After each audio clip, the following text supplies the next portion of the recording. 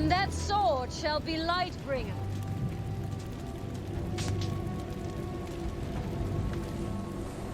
Stannis Baratheon, warrior of light.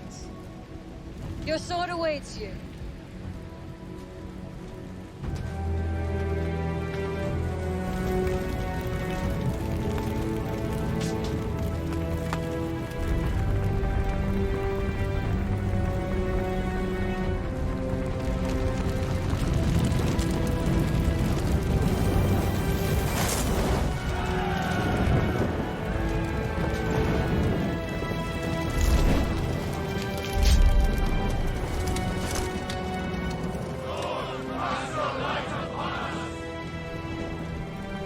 For the night is dark and full of terrors.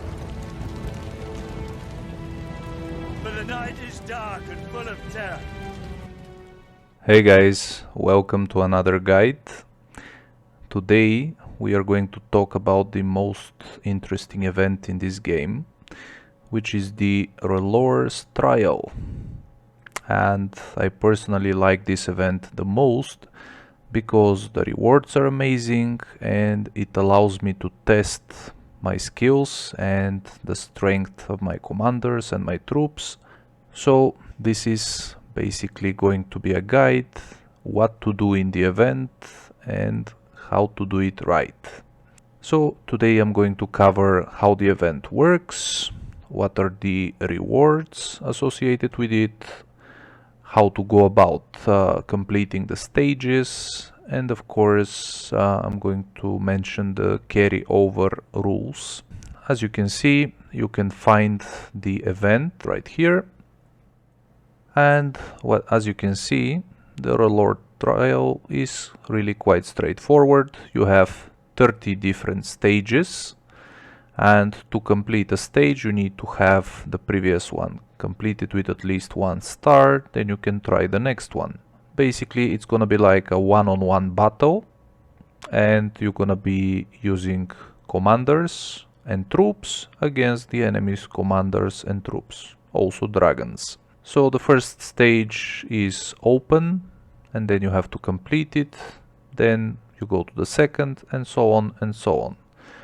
As the stages progress, you will find it more and more difficult. So this is the real way how this event is going to challenge you. And of course, that will push you to get stronger. Now, the good thing is that this event, of course, allows you to use all of the buffs and benefits that you can get in terms of being battle ready. Like talents, badges, everything that you want. The only thing that doesn't work is going to be the army size, because if it did work, it would have been too easy to complete all the stages with 15 stars. So as it stands, you only get the army size bonuses that you get normally without the army size buff from the Sept. Now, this is how the event works. First you open a stage, then you need to choose the difficulty. As it stands, you can complete the stage if you don't select any stars. It's gonna be very easy. But then you make it more difficult for yourself with each different category here. You can tick the boxes, and basically you need to choose a combination of 15 stars. And this way you make it harder for yourself to win by like hindering yourself or making the opponent stronger. There are so many different ways to make it more difficult, and you have to choose that combination so that you would get 15 stars, but you wouldn't make it impossible. So for example, what I've done, let's say on the level 25, which is rather difficult and the last one that I've managed to complete with 15 stars, I've chosen to not deploy cavalry, to increase the enemy stats, not to deploy female commanders, to disable the war soul, and not to deploy cavalry commanders, and again some stats. So this way I've managed to complete the stage with 15 stars. Now completing a stage will of course give you up to 15 stars, which you can find here. And for each star that you get from completing a stage, you're gonna get 10 moon emblems that you can spend later in the shop.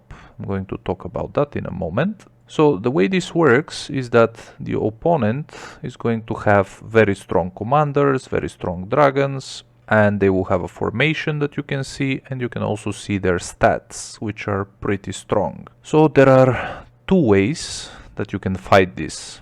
You either choose a counter formation, or if you are like me and you like to just choose the easy way, you can just play full bowman. So what I did, I just choose my bow army, just like this, and confirm, then I fight and complete the stage with these particular selections. So this is the way how you fight and how you complete the stages. Now let's talk about the rewards. Now your goal, first of all, is to accumulate 400 stars. After you get to 400, nothing else matters. You've done it. This is your ultimate goal. It's really difficult, especially if you're not very strong, but this event will push you to get more and more and more stars. At the beginning, I was doing like 300 stars, then 320, 350, 370. One time I got 397. And last month and this month I managed to get at least 400. Now why do you need it? Let's look at the rewards. What you have here is the shop. You can use the moon emblems to buy stuff. Now, of course, the first thing that you're going to buy is all of the honor banners, as long as you haven't completed all the buildings, of course, but usually most of the people need those. So the honor banners are a total of 260. Each one costs 8, so you're going to need around 2000 moon emblems, which are half of the ones that you're gonna get. 400 stars get you like 4,000 moon emblems. Then the next thing that you need to buy would be the Harrenhal photo, and you can choose how many you want to buy, usually 1 or 2. You don't have emblems for more. And the most important thing here is the Winds of Winter coupon, which would be valid for 30 days. I've bought it already and it costs 600, so make sure that you buy that and you would have enough moon emblems for it. Because the thing is that this one will give you 10,000 army size. And the 10,000 army size, when you apply it, then the next time the R'hllor's trial comes, you would have your army size with 10,000 more. So this is actually helping you to be stronger in the next event. So since this event happens once a month, this means that you basically have a permanent Winds of Winter, because you're gonna use the 30 days, then next time you complete the event you get another 30 days, and so on and so on, so they overlap. This is a great way how you can boost your account strength. The Winds of Winter, the honor banners, a little bit of Harrenhal, which I've already completed, so I don't need it. Then what else I bought? I bought the badges, and I bought a few of the battle equipment, general materials, and the rest I put into heals. And that's it, because I've also completed the refinement, so I don't need that. So just buy the things that you need, but of course the most important is the castle skin and the banners. Everything else is up to you. So those are the rewards. Of course, you should take into consideration that each time you complete the event, it's going to get easier and easier, because you know what you're doing, but also because you will be having some of the stages already completed for you. And the basic rule is that, let's say you've completed, like me, level 25 with 15 stars. This means that the next time the event opens for me, I would have the first 15 stages. Basically, the highest stage I've completed with 15 stars minus 10. That would give me the number 15. So the first 15 stages will be already completed for me with 15 stars the next time I come here.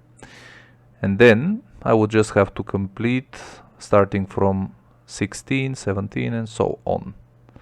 Now if I had completed all the 30 stages with 15 stars, then I would start from stage 21 because the first 20 would be already completed for me.